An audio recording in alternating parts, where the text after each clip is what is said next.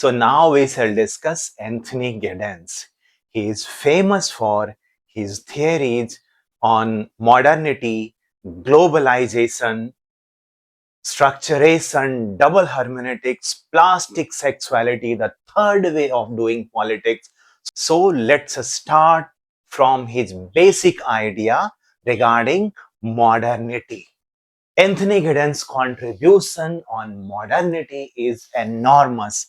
He starts discussing modernity with its definition. How does he define modernity? He says modernity is sharp qualitative break from tradition. Sharp qualitative break from tradition. Then he argues that modernity is juggernaut. Here you should emphasize one thing, that he took inspiration of the word juggernaut from India only. All of you might have heard. Can you remember what is this? Figure out what is this. This is Jagannath Ka Rath. You remember that takes place in Puri, where each year Jagannath Ka Rath move forward. It is unstoppable, powerful. Likewise, he says, Anthony Giddens, that modernity is juggernaut. Juggernaut means something which is very powerful, which has momentum, which is unstoppable. So Anthony Giddens compare modernity with juggernaut. Then he argue that modernity is a kind of runaway world. So runaway world, he compare modernity and globalization. So basically in late modernity, where globalization become profound, he used the term runaway world. Do not confuse the book A Runaway World by Edmund Leach, in which he discussed about family and other sort of changes. So modernity is juggernaut, modernity as runaway world, and then he argued that modernity is about reflexivity. So what is reflexivity? When you take some action, or any institutions take some action, they learn from the outcome, the process, and they modify their behavior or action. That is called reflexivity. Means reflexivity say that everything is in constant change, constant improvement. How? From the past experiences. So this is basic intro about modernity. Now let's move forward. So now come to the three essential aspects of modernity. If we talk the aspects of modernity, most important aspect of modernity is time, space, distanciation. Here you should remember that Anthony Giddens talked about the three stages of modernity as well. The first stage of modernity, he talks about, say, pre-modernity. Then he talks about early modernity.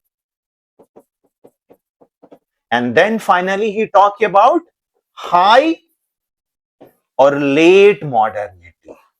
So remember these three phases of modernity. So most of time when he mentions modernity, he is talking about high or late modernity, right? So he observed that in modernity, the first most important aspect is the time-space distanciation. How does it happen? In pre-modern era, time-space were closely bound. So people where they lived, they communicated to their immediate space. But now, say using internet, we can communicate spot on anywhere in the world. जहां चाहे वहां हम लोग communicate कर सकते हैं। इसके अलावा मीडिया के थ्रू हमें दूर अमेरिका में हो रही चीजें लाइव दिखाई देता है। इसे एंथनी गिडेंस ने कहा टाइम स्पेस डिस्टेंसिएशन, यानी टाइम स्पेस इस तरीके से चेंज हो गए हैं जैसे कि दूर की चीजें बिल्कुल हमें स्पॉट ऑन दिखाई दे सकता है। आप चाहे कहीं भी हो, you are connected to the every nook and corner of the world. यहां पे एक और कॉन्सेप्ट है, this is time space distanciation. So there is another thing called David Harvey. David Harvey, he talks about time space compression. So do not confuse time space distanciation with time space compression. That is coined by David Harvey, the Marxist geographer.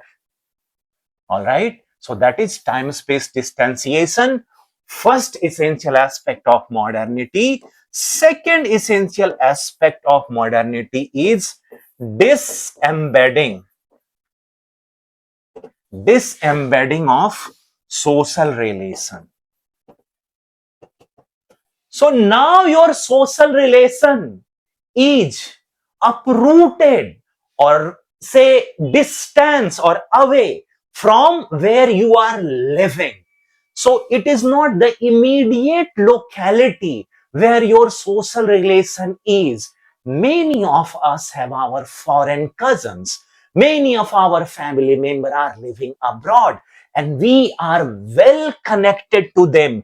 So our social relation is not only local, right? Not only local, but it is global also. And then he argued that how disembedding happened. Disembedding happened due to two things, right? And that two things are STES. What is STES? ST is symbolic token. And then ES is expert system. What is symbolic token? Symbolic token is like money. You go to say UK, you carry your credit card or debit card. Your money lying is ICICI Bank in Delhi. But using that credit card, you can make payment anywhere in the world.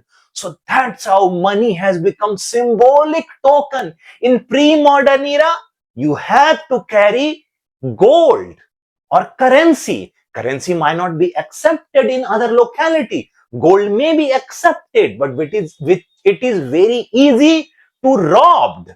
But you know, these symbolic token, they cannot be robbed so easily. Even if you lose your credit card, you can get reissued. So money is a great symbolic token. Now come to the expert system, right? You enter or say embark in a aircraft. You don't know the pilot, but you trust that aircraft will fly safely to your destination. So you trust on the expert system. So such kind of arrangement in which you increasingly believe, but you do not understand. You believe that pilot will able to take your flight from Delhi to London, but you don't know how to fly. So that is called expert system. So first is time space distanciation, then second is disembedding social relation, and that is because of two things, right? Symbolic token, ST, and expert system, that is ES. And then third is reflexivity. You always see that institution improvise. Unfortunately, there was a plane crash in Ahmedabad.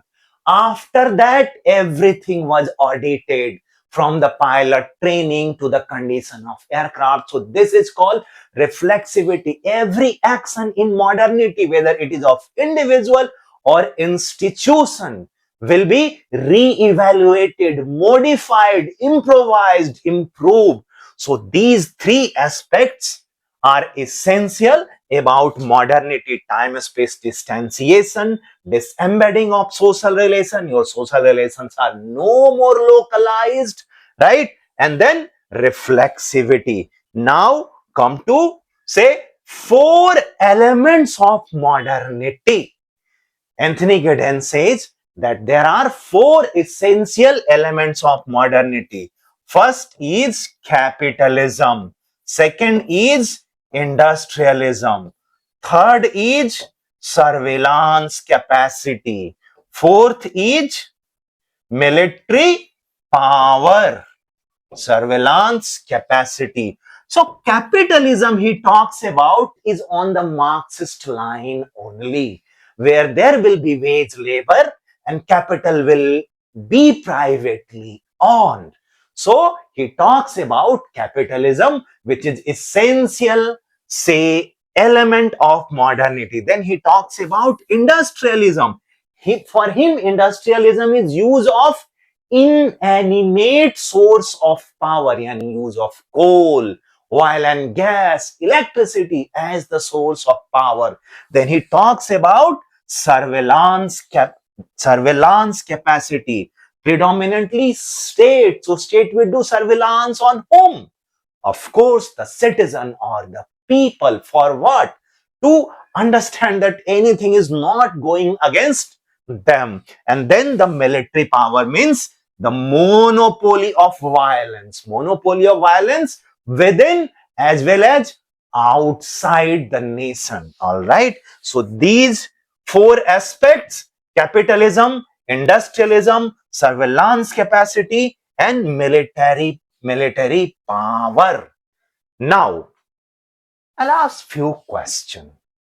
Shoshana Zuboff has linked the two aspects of Anthony Giddens. What are those two aspects of Shoshana Zuboff?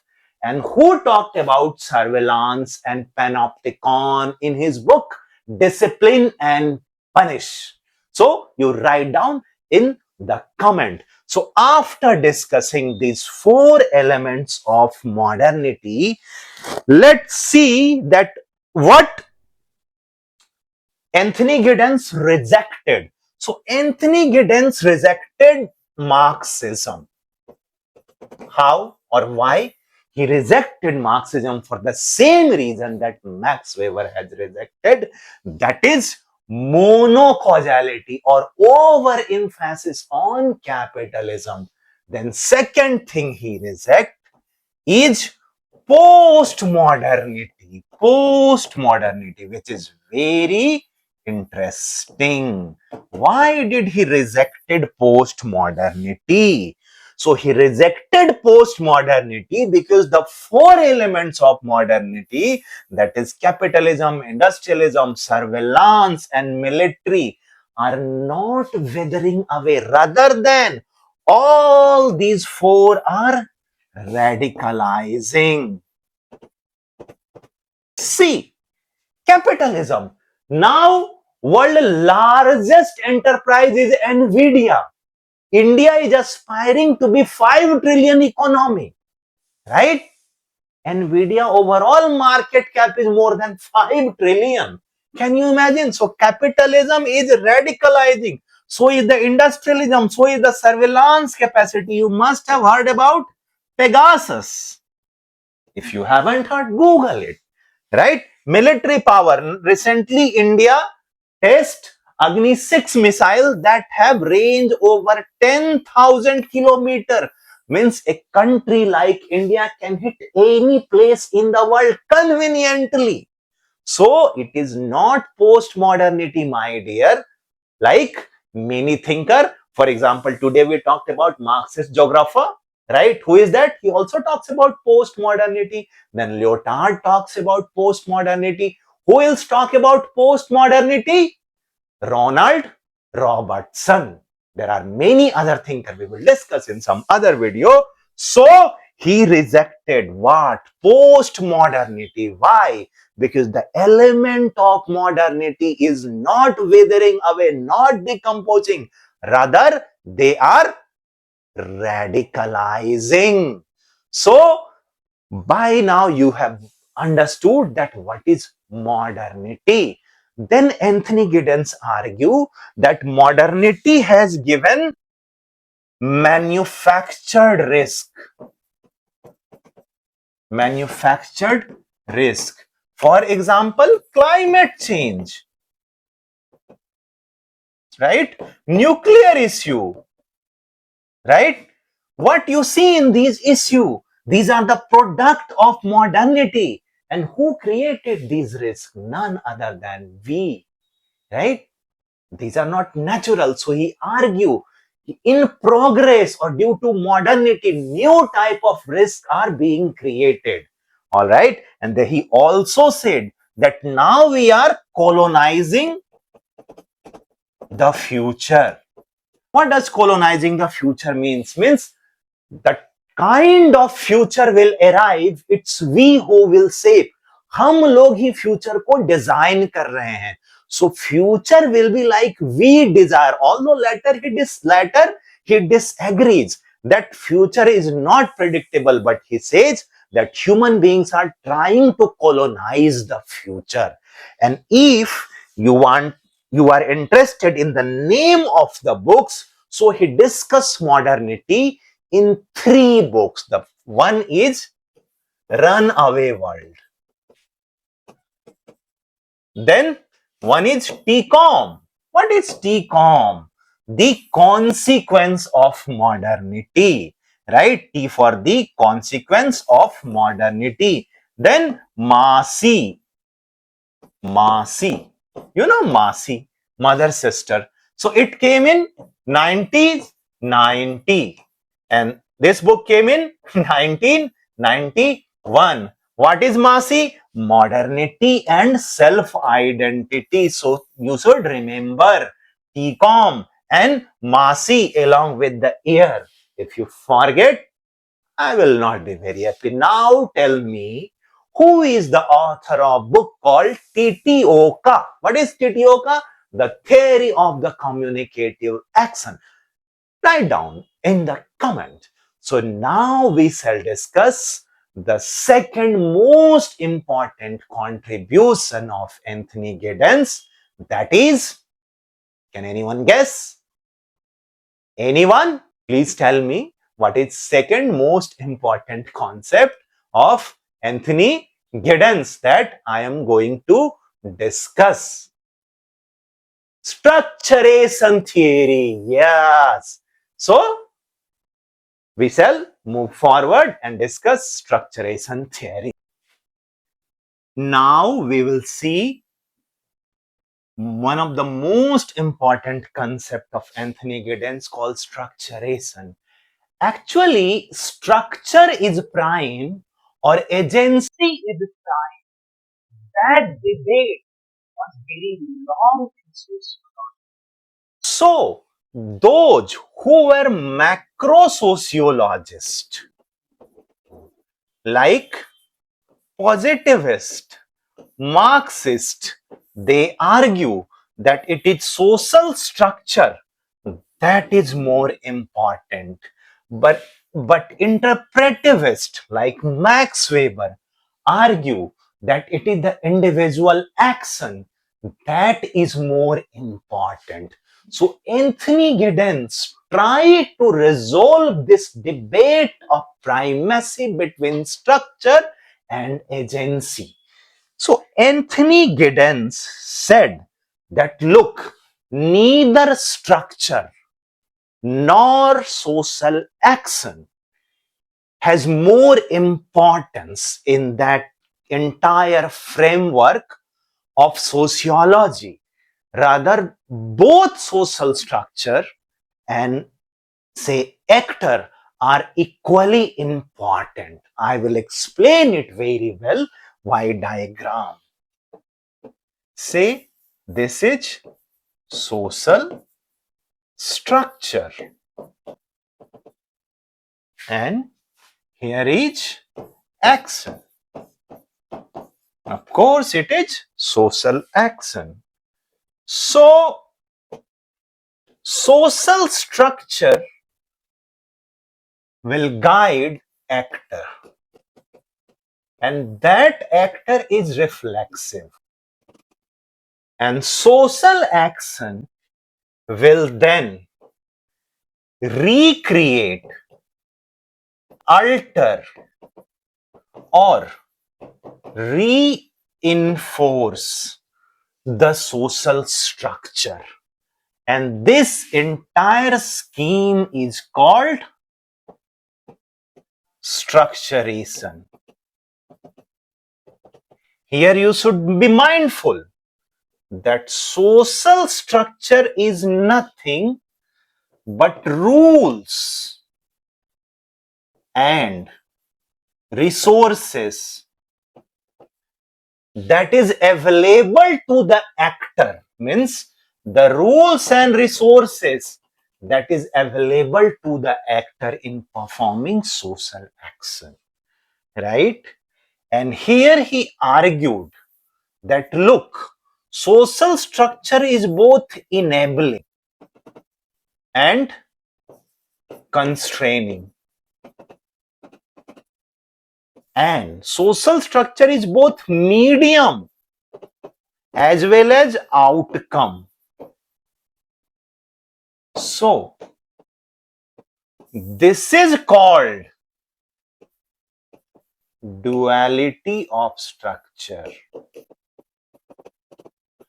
Now all of you have understood what is structuration.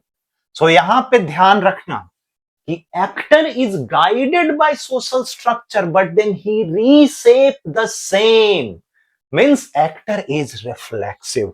In such situation, you cannot say what is more important. In fact, both are equally important. And then social structure, rules and resources, it is enabling and constraining, it is medium as well as outcome, and this is called duality of structure. So by now all of you have understood what is structuration theory. Here two books are important. One is new ROSM. What is ROSM? Rules of Sociological Method. The book by EMILE DURKHEIM. But when new is added, it becomes book by Anthony Giddens. So this book, New Rules of Sociological Method, came in 1976. And then the another book, that is Constitution of Society. Constitution of Society. So many times this book name has been asked in NET JRF exam. So these two books are important when we talk about the concept of structuration by Anthony Giddens. Now come about double hermeneutics. So double hermeneutics is another interesting concept by Anthony Giddens. Here he argues that one side is sociologist and the another side is respondent or society.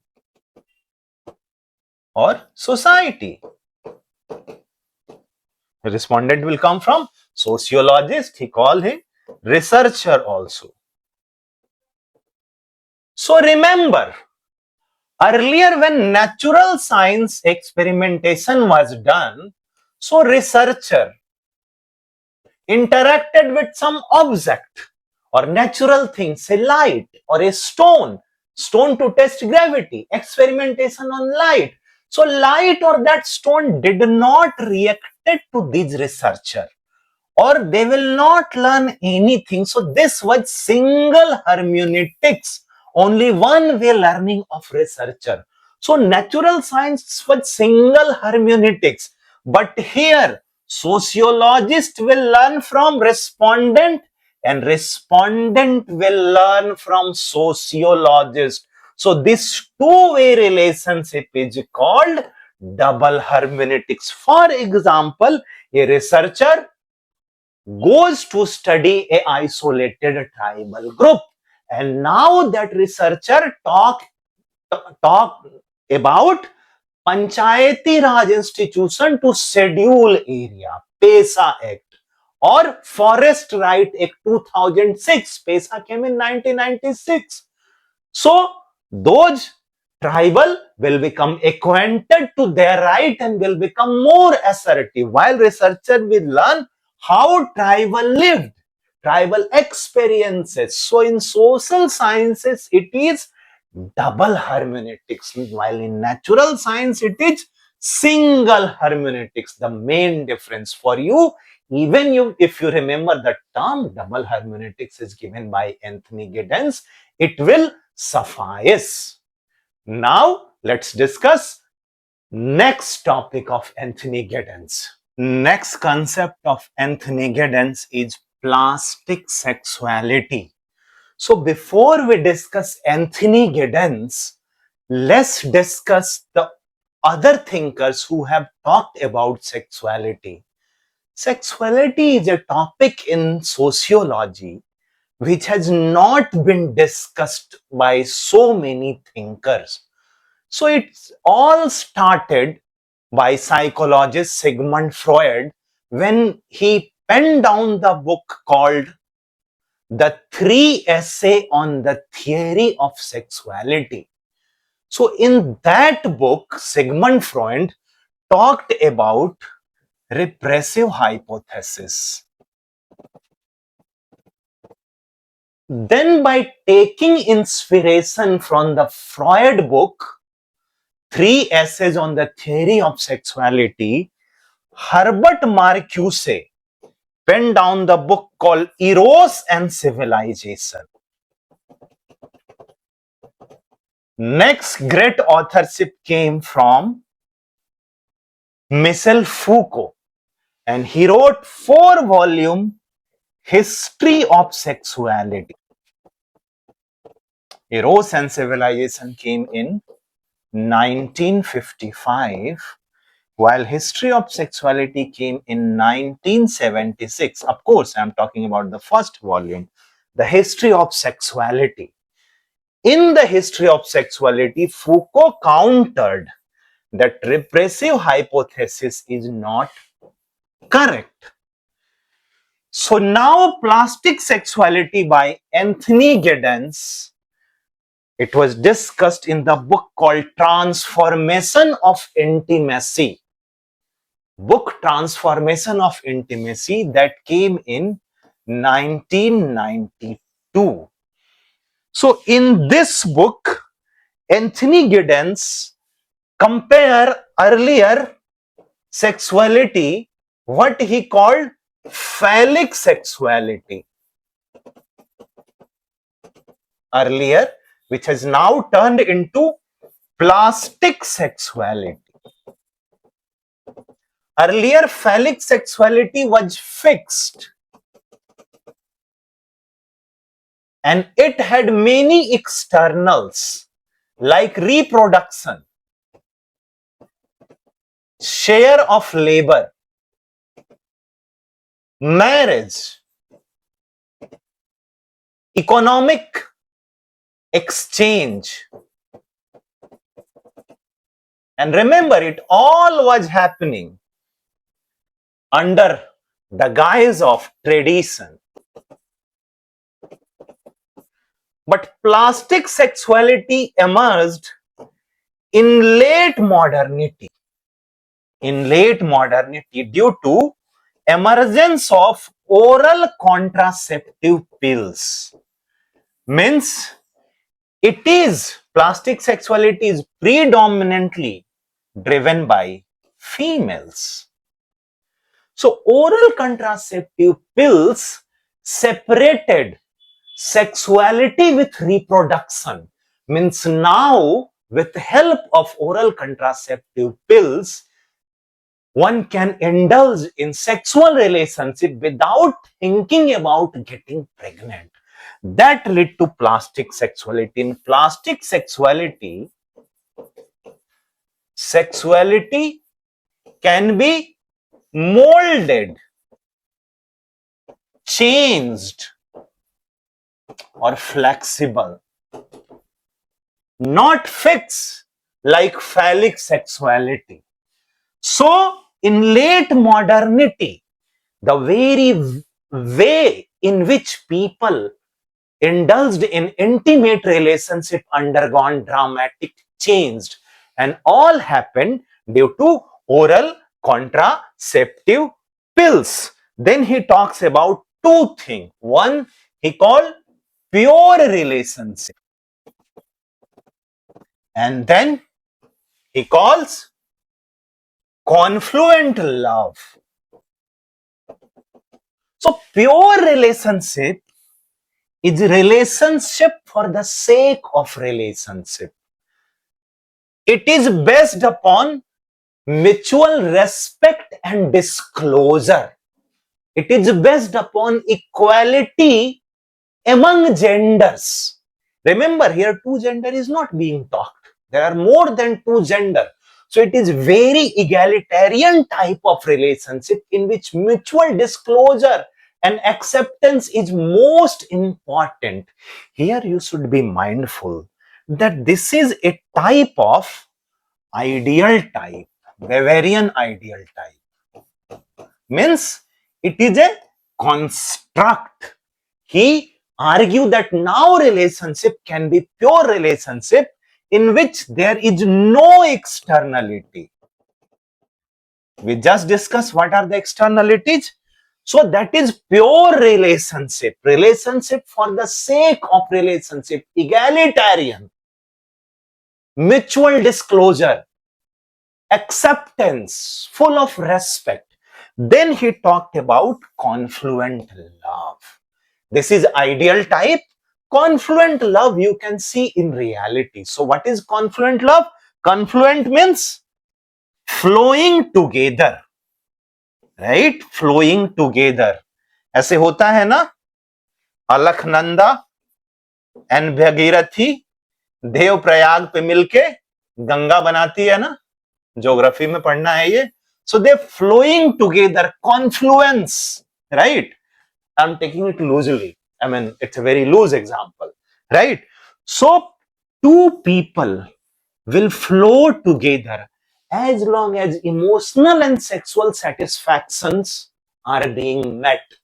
So the confluent love is only for emotional and sexual satisfaction, nothing else, right? Here, no economic support, or economic support is not necessity. It is totally separated from reproduction.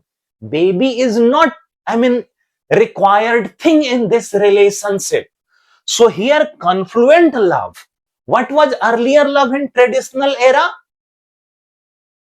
Forever love. Now what has happened? Love till further notice. So forever love to love till further notice. So the two person will remain together as long as their emotional and sexual satisfactions are taking place. The moment either of them feel that it's not working, they will move apart. So there is no commitment of lifelong togetherness, right? Live in relationship में आप लोग देखते होंगे कि आज साथ रह रहे हैं, अगले दिन सूटकेस बंद किया और निकल लिए. That is the confluent love. Means flowing together with no externality. कोई कमिटमेंट नहीं है. याद रखना, यहां पे भी एक चीज होता है कि they are mutually dedicated. So it's a type of monogamy also. Anthony Giddens called serial monogamy. Means one loving partner at a time, but many loving partner in their lifetime. He equated it with serial monogamy, right? So this is pure relationship and this is confluent love. यहां से question आते हैं, तो ये चीज को बहुत अच्छे से समझ लेना. सारे बुक के नाम याद होने चाहिए. चलो अब थोड़ा सा आगे देखते हैं. Third way of politics. Remember, with the fall of Soviet Union, communist bloc got defeated.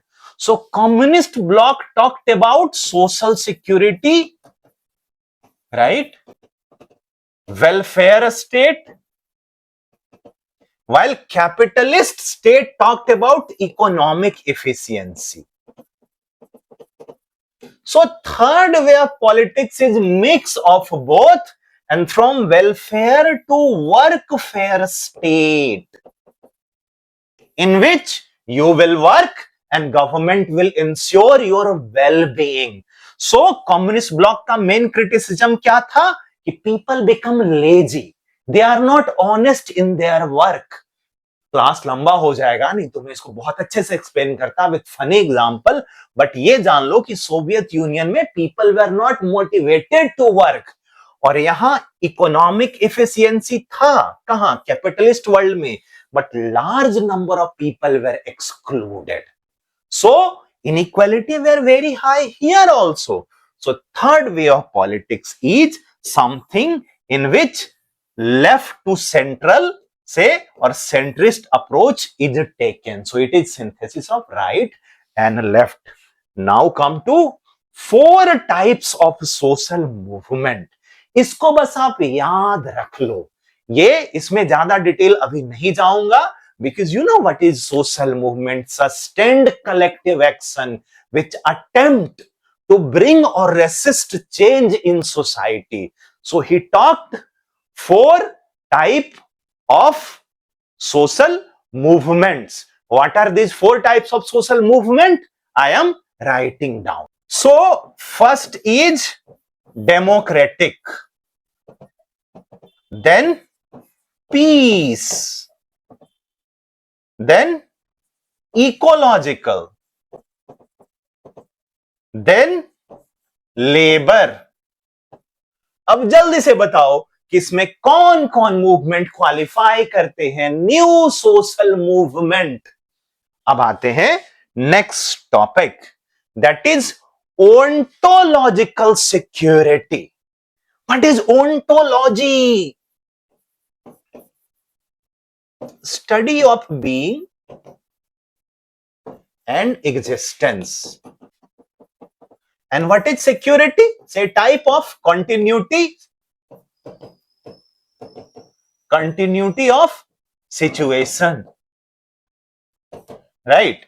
So ontological security. अच्छा, सबसे पहले ना Anthony Giddens developed it, I mean he added on what it was talked by R.D. Lang, psychologist. R.D. Lang has eloquently talked about family, right? क्या इसका concept है R.D. Lang का? नीचे लिखो. मेरे क्लास में मैं उस तरीके का टीचर नहीं हूं कि सब कुछ लिख के आते हैं, डिक्टेट कर देते हैं. I don't call them teacher, they are basically content developer. उनका लैपटॉप ले लो, वो पढ़ा नहीं पाएंगे. मेरा लैपटॉप ले लो, मैं चौक पे पढ़ाऊंगा. चौक भी ले लो, मैं मुंह से पढ़ाऊंगा. मैं पेपर पे डायग्राम बनाऊंगा. So guys, I put enormous effort to understand concept first. So ultimately sociology becomes settled on the tip of your tongue. So purpose क्या है? Sociology आपके tip of tongue पे होगा. उसके लिए आपको क्या करना है? हार्ड वर्क करना है, नोट्स बनाने हैं, राइट? और लेक्चर को पूरा देखना है. सो सबसे पहले आरडी लैंग ने बोला इसको, और बाद में एंथनी गिडेंस ने डेवलप किया. क्यों किया? He told that modernity has brought so enormous change that ontological security is being threatened. Why? अभी आप एग्जाम्पल देखो कि एआई आया है, राइट? और एआई के आने से अभी मेटा ने भी से 6,000 एम्प्लॉय को फायर कर दिया रात के 4 बजे. कुछ दिन पहले एक सेंचर ने फायर किया था. इन्फोसिस न्यूअर एम्प्लॉय को हायर नहीं कर रहे, और thousands and thousands of employ hire करते थे जो बीटेक करके बच्चे कंप्यूटर साइंस से निकल रहे थे. सो जो लोग अभी बीटेक सेकेंड थर्ड ईयर में हैं या फोर्थ ईयर में हैं, वो कितने आंसस होंगे कि उनका लाइफ में not be as good as they have thought. So their ontological security has got lower. So AI has created uncertainty with lower ontological security. So decline in ontological security is hallmark feature of late modernity and globalization. समझ में आ गया? So this is ontological security. Now we see the last concept, that is called globalization. So globalization में he observed one thing, that in globalization, earlier it was taught that globalization is equal to westernization. But he said no, globalization is not westernization. Why? It leads to pluralism, diversity, hybridity. So first he countered the very notion of globalization, that globalization is westernization. Then he comes with two interesting definitions. The first definition of globalization is intensification of worldwide. First definition is intensification of worldwide social relation in such a way that local events are connected by the things that happening far away and vice versa. So intensification of world social relation which connect distinct locality in such a way, मतलब दूर दूर की locality, America is linked to the India. How? So something will happen miles away, far away, that will affect here and vice versa. Modi ji ने बोला कि gold खरीदना कम करो, अब गोल्ड में थोड़ी सी गिरावट आ गई. अमेरिकन फेड ने बोला कि अब रेट कट नहीं करेंगे, इंडिया का स्टॉक मार्केट नीचे चला गया. डोनाल्ड ट्रंप ने बोला कि ईरान से सीज फायर होगा, स्टॉक मार्केट ऊपर चला गया. ये क्या है? ग्लोबलाइजेशन है. Event happening far away, shaping our local reality. So this is one of his definition of globalization. And then another definition, globalization is a complex multidimensional process. इसका दूसरा definition है, globalization is a complex multi-dimensional process in which local is dialectical to global, right? I am breaking it, I am simplifying it so you can understand. Globalization is complex multidimensional process in which local is dialectical to global, which lead to new stratification and inequality. New stratification and inequality, right? So पहला definition का क्या था? Intensification of worldwide social relation. Now क्या है? Complex multidimensional process. So you know Anthony Giddens is one of the most important globalization thinker. He further add that look, modern nation state are bordered power container. So earlier जो ये कह रहे थे, due to globalization nation state will wither away, it is not happening. In fact, nation state also decide the contours of globalization. आपको पता होगा कि China में उनका सब कुछ लोकल है, ढंग से इंस्टाग्राम काम नहीं करता, वीपीएन लगाना पड़ता है. चाइना में गूगल भी काम नहीं करता, उनका अपना सर्च इंजन है, राइट? मैकडोनल्ड है, इंडिया में क्या करता है? बी प्रोडक्ट नहीं बेचता है. You can correlate it with globalization, of course, but it is happening. Why? Because nations are the bordered power container. Who is deciding that Google will not work in that way as it is working in other country? In China, Chinese government. All right. So nation is a bordered power container and it is not withering away as it was told earlier. So दो definitions आपको याद रखने हैं. इसके बाद ये याद रखना है कि एंथनी गिडेंस ने कहा globalisation is not equivalent to westernisation. Why? Because it is ultimately the result is hybridity, heterogeneity, cultural pluralism, diversification of various aspects of society.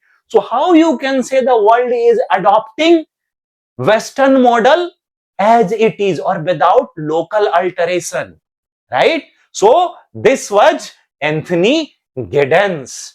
Very soon I will come with another thinker.